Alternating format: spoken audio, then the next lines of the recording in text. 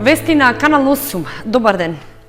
Сточниот пазар во Облешево и оваа недела остана без овци, кози и крупен добиток. Поради болеста јазлеста кожа, Агенцијата за храна и ветеринарство ја проложи забраната за тргување, што беше воведена на средината на април. Сточниот пазар во Облешево и овој вторник остана празен. Причина за тоа не беше дождливото време, туку одлуката на Агенцијата за храна и ветеринарство да го затвори поради појавата на болеста јазлеста кожа. Не дојдоа ниту продавачи, ниту купувачи на овци, кози, крупен добиток од источниот регион и пошироко. Овој пазар е најголем во регионот, со најголема понуда на разновиден добиток, за кој неретко трговци доаѓаат и од други делови на државата. Неработењето го остава празен просторот каде што се тргува со добиток, поради што сточарите се жалат дека трпат голема штета. Освен загубата на одгледувачите на добиток, оштетена е и општина Чешиново Облешево, односно нејзиното комунално претпријатие кое стопанисува со сточниот пазар. Директната загуба од неработењето на пазарот за локалната самоуправа на Чешиново Облешево секоја недела во просек е околу 20.000 денари. Освен тоа, отсуството на продавачи и купувачи ги намалува и останатите приходи, што дополнително се остваруваат во трговските и угостителските објекти во општината. Одлуката за затворање на сточните пазари во Македонија поради болеста јазлеста кожа, Агенцијата за храна и ветеринарство ја донесе во средината на април. Тогаш тоа беше образложено како мерка против ширењето на заразата и заштита на населението, затоа што беа констатирани околу 53 жаришта во 14 општини, меѓу кои најмногу во источниот регион на државата. За сега нема најави кога може да се очекува сточниот пазар во Облешево да продолжи со работа. Граѓаните реагираат на нерешени комунални проблеми во населбата Усова Чешма. Таков е случајот со улицата Кресненско Востание, каде и покрај планирањата и ветувањата, над 3 децении жителите чекаат асфалт и средување на канализацијската мрежа. Неасфалтирана остане улицата Кресненско Востание во кочанската населба Усова Чешма и при секој пороен дожд таа се претвора во голем поток, па нејзините жители се борат против надојдената вода и поплавувањето на куќите. Улицата е долга околу 200 метри, но не беше опфатена со минатогодишната акција на општината за асфалтирање улици, за кој беше земен кредит од Светска банка, иако околните сообраќајници добиле асфалт. Жителите се жалат дека повеќе од 3 децении чекаат да им се реши проблемот, а со изградбата на канализацијската мрежа на околните улици, тој уште повеќе се влошил. Јак дошко врне, до куќата не може да водам никако. Дури у шупат улева некој пат, таму кокошки човек, кокошки улева, плива вода, тоа е многу. Друго што да кажам, али таму има на шахта што правија, од улица ише прето по асфалто, сега шахта завртена кај нас, шахта извира, сета вода доаѓа кај мене. 200 метра остана неасфалтирана од Македонска до Македонски корпус горе. Атмосферската вода оставена на Македонска да тече по Кресненско Востание и озгоре исто целата вода се слива по Кресненско Востание. И кога дојдат овие порани дождови, тогаш целата вода доаѓа во нашите дворишта и ни направува поплави и штети. Градежни работи за изградба и асфалтирање на сообраќајницата започнале од поодамна, но од непознати причини до денес не се довршени. Ова е преко 35 години ставено овие вечнаци тук. Ставено беше направено се за асфалт, прекинаа и току. И сега сето вода што иде, се иде у куќите. Особено кај мене тука, највише и кај комшијата. Минатата година граѓаните потпишале и петиција, пошто упатиле писмен допис до општина Кочани со барање да се асфалтира Кресненско Востание. Им било ветено дека ќе биде вметната во програмата за оваа година, но под услов ако останат доволно пари откако претходно ќе се довршат други улици и комунални зафати. Сепак, тие сметаат дека поради постојаната закана од поплави и штети на нивните домови, состојбата е сериозна и не може да чека одлагање на подолг период. Апелираат надлежните во локалната самоуправа да ја стават улицата меѓу приоритетните градежни зафати и таа да добие асфалт до почетокот на зимата. За основците и средношколците почна екстерното тестирање. Учениците го полагаа првиот предмет.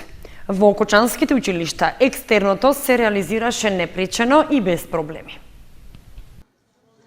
Почна екстерната проверка на постигањата на знаењата за основците и средношколците. Го полагаа првиот предмет од екстерното, за кој беа известени 3 дена пред полагањето. За тестот учениците велат бил лесен, успеале да ги одговорат за 20 на минути, се подготвувале 10 на дена, а им помагале и родителите.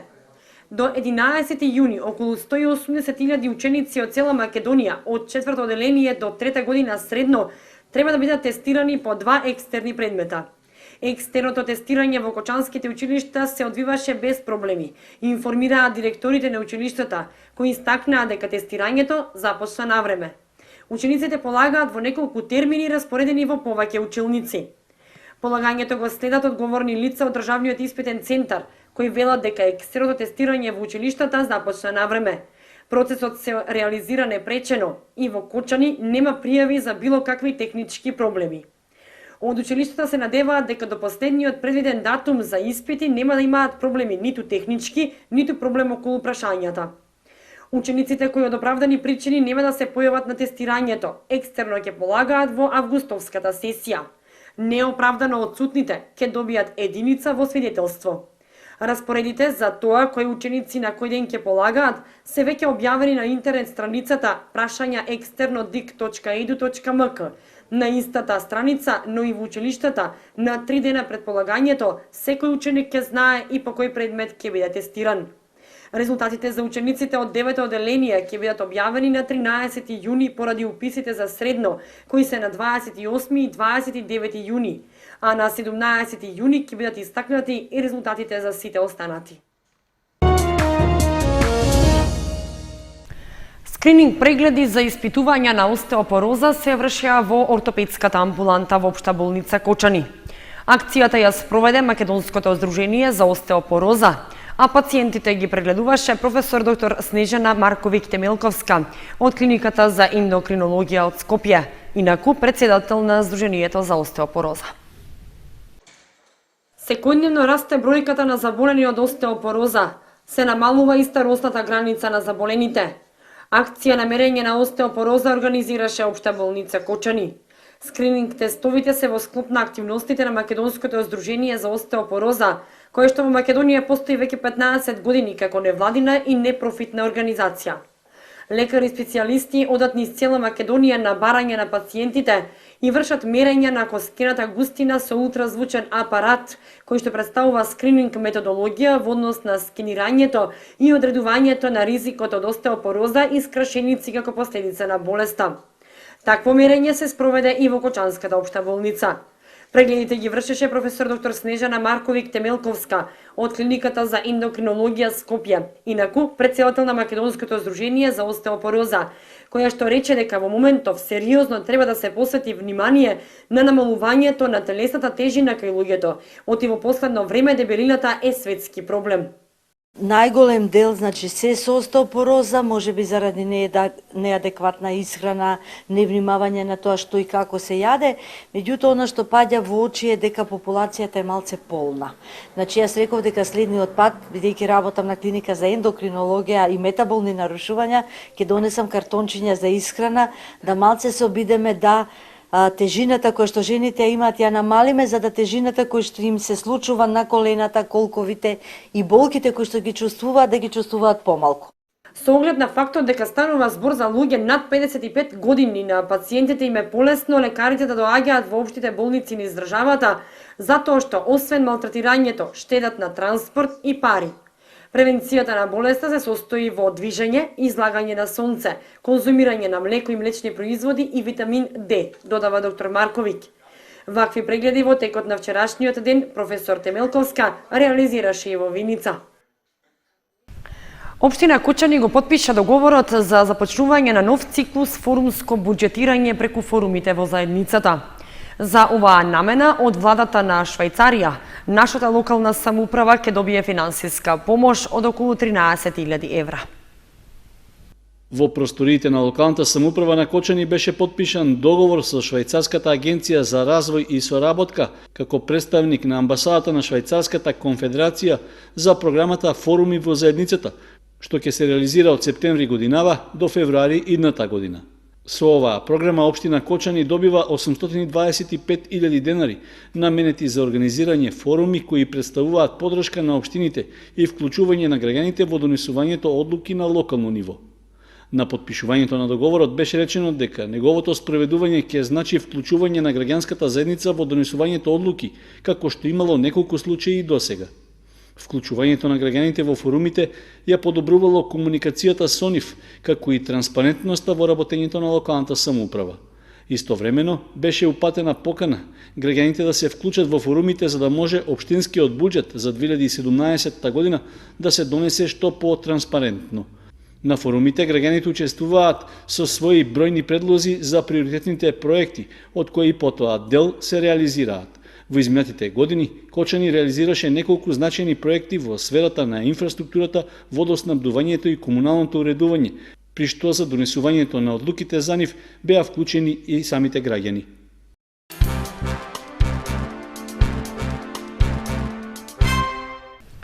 Општина Виница со буџет од 4 милиони денари работи на канализација, поплочување и уредување на центарот на село Градец. А најавено е и асфалтирање на една од подолгите улици во ова населено место. Природната местоположба на Виничко Градец бара квалитетна инфраструктура со која ќе се надградува атрактивниот видик кон локацијата на ова населено место. Со 1300 жители и околу 320 куќи, селото се уште има приоритети за решавање, кои се предуслов за секојдневно функционирање на селаните. Миграција има, но има и нови градби чии собственици бараат асфалт, канализација и соодветно уредување, зашто општина Виница, согласно можностите, веќе презема одредени зафати. Селото Градец е едно од поголемите села во општина Виница, така да ова година ќе финансираме неколку проекти во ова населено место. Во моментот се работи на 2 крака фекална канализација од буџетот на општина Виница во вредност од 1,5 милиони денари. Потоа продолжуваме и во тек се работите на поплочување на центарот на селото, а во август, септември ќе се асфалтира најдолгата улица во селото, односно во горното мало во селото. Вкупните активности што ќе бидат оваа година во село Градец ќе бидат во вкупна вредност некаде околу 4 милиони денари.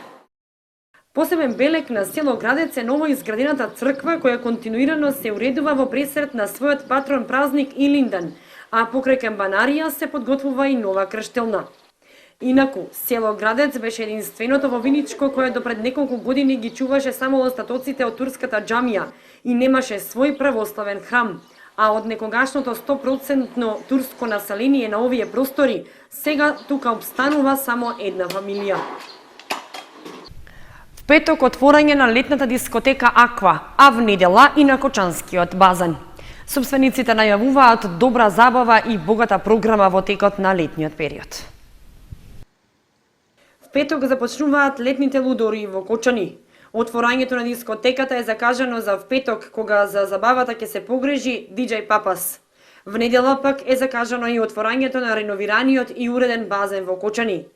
Собствениците најавуваат забава и исполнети денови за граѓаните во текот на целиот летен период, кога кочанци ќе имаат пријатно место за поминување и разладување во топлите денови. Деновиве се работи на чистење и подготвување на базенот, а собствениците на летните задоволства не ги заборавија и децата и за нив се подготвуваат 2 мали базени и детски реквизити за забава на најмалите посетители. И годинава на базенот ќе бидат поставени лежалки и чадори за сенка и маси и столови за уживање. Ново годинава е организирањето на Кочани Самар фестивал, кој ќе се одржи од 8 до 10 јуни. За тие 3 дена се најавува добра забава со познати диџеи од Македонија и странство и денонокња забава со пена парти. Во текот на летниот период се планирани живи свирки, а во ноќните часови забава со познати пејачи. Од она што го откриваат од дискотеката, на 23 јуни гостува Дженан Лончаревик, а на 2 јули Јелена Розга. Во август Амадеус Бенд и други познати групи и пејачи. Собствениците за во иднина имаат идеја за проширување на целиот објект со плажа и игралиште за голф и одбојка. По повод неделата на безбедноста на мотоциклистите во сообраќајот, полициската станица од Кучани ќе организира мотодефиле по улиците на градот. Настанот е планиран за в сабота со почеток од 18 часот и во него може да се вклучи секој заинтересиран граѓанин кој поседува мотоцикл или мопед. Во согласност со акциониот план на Министерството за внатрешни работи за проекти и проектни активности од областа на превенцијата и активностите на Општинскиот совет за безбедност на сообраќајот, Во периодот од 11 до 18 јуни ќе биде одбележена неделата за безбедност на мотоциклистите во сообраќајот. По тој повод, по иницијатива на полициската станица во Кочани, а во соработка со Општинскиот совет за безбедност на сообраќајот на патиштата, мотоклубот Осоговски возач и локалната самоуправа на Кочани, в сабота на 11 јуни со почеток од 18 часот ќе биде одржано мотодефиле низ улиците на градот. Целта на активноста е безбедноста на овој вид учесници во сообраќајот, третирани како ранлива категорија, односно упатување апел до сите останати учесници во сообраќајот за поголемо внимание кон оваа категорија возачи и возила. Од тие причини, полициската станица ги известува граѓаните на Кочани и на сите соседни општини кои поседуваат велосипеди со помошен мотор, мопеди или мотоцикли, масовно да се приклучат и да земат учество на дефилето. Секој учесник потребно е со себе задолжително да носи заштитен шлем, кацига, бидејќи во спротивно нема да му биде дозволено да учествува на дефилето. Собирното место и тргнувањето ќе биде од пред зградата на општина Кочани в сабота во периодот до 18 часот, од каде што со полициска придружба ќе биде спроведено дефилето.